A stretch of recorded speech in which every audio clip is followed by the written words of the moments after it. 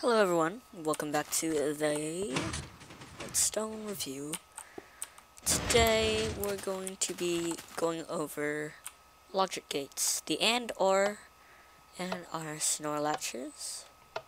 So let's head on over there and take this really long minecart ride. It's gonna be longer. As the series progresses, it's gonna get really long. And you can see our... Oh, and there's a notification on my desktop. So, here we are. The first three basic and pretty well known redstone logic gates. So here we have the AND gate. This states that if number 1 and number 2 are on state on, then number 3 will turn on as well. Now this works by seeing that these are off. Now these two both power this redstone dust. So if one is off, the other one's still powering it. And this redstone dust runs into this torch, even though it doesn't look like it, but that's powering the block in here, which is inverting that torch, which keeps this from turning on. Now if we have, let's say, two friends in two different rooms, and you're on a puzzle map, and you reach the end of both your courses, one friend flips the other one goes over and flips his as well. Both those signals turn off the torches, and they go in. They let this torch on, and allows them to go through a door or something.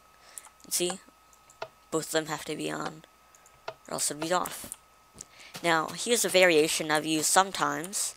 You can still see it works the same, as in two torches powering the redstone, which powers this block. They all work the same, just powering that piece of redstone, which keeps the redstone torch off.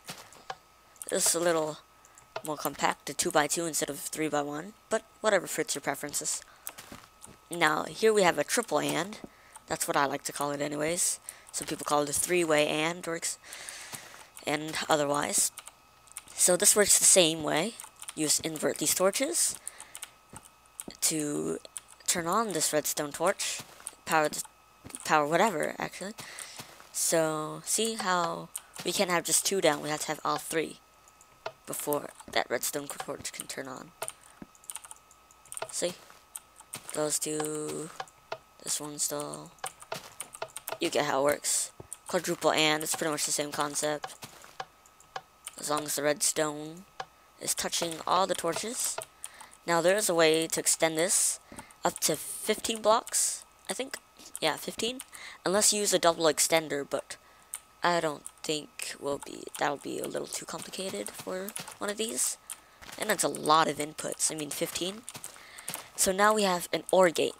An OR gate states that you can turn on the source if you use input number 1 or number 2, where it gets its name, OR gate. Now this has many different variants. You could run it like this, to where the redstone powers that block, and they both do the same thing. Or you could run the redstone on top,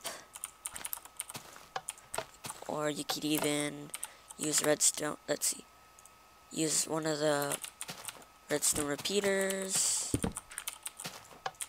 or even the old-fashioned repeater. Yeah, and they all still work. So you got that in mind. Let's throw this extra piece away. And now we have the R snore latch. This is a memory latch. States that when you hit one input, in order to reset the latch, you have to hit not this one, not the original one, but a reset button. That resets it. Now this can be used in many ways. Like, let's say you have a clock, and when you push the button, the clock turns on, goes in a full cycle, and then resets it automatically. So let's say you want a door that stays open for a limited time. You could do that, or you can use a pulse lengthener, either one. Here's another design of an R snore latch. Except you had to... Oops. Dang it, I'm destroying everything now. Sorry for this intermission. Except this one, you have to power differently. It's because if you run the redstone off right here, it's not really going to work out well. So you need to power these blocks with repeaters. Or you could even power the redstone. And the way that you get power out is either sucking it out of these... Oops. these blocks. I think I'm messing it up. You can either suck it out of these blocks, but like that, or with repeaters, or even on the sides of the redstone torches. Okay. Now this is the snore latch, I think. The snore latch? I don't know. What Snorlax? Aha. Okay. So this pretty much uses the same concept. The turn on and then the reset. Okay. Now this one works because once you power the input, it actually puts the redstone into the repeater, because this redstone goes into this block, into that repeater, and loops it around. So it stays on continuously. The output is this block, or this piece of redstone, or below that block, on the sides, etc. And then the way you reset it is to interrupt the redstone signal, like that. You can also chop off the redstone right here, it'll work. You can chop off the redstone right here, which is what the piston does. And yeah, I think that's it for today. So, hope you enjoyed this episode of the Redstone Review. Please thumbs up, subscribe, tell me that you like it in the comments. And I'll see you in the next one.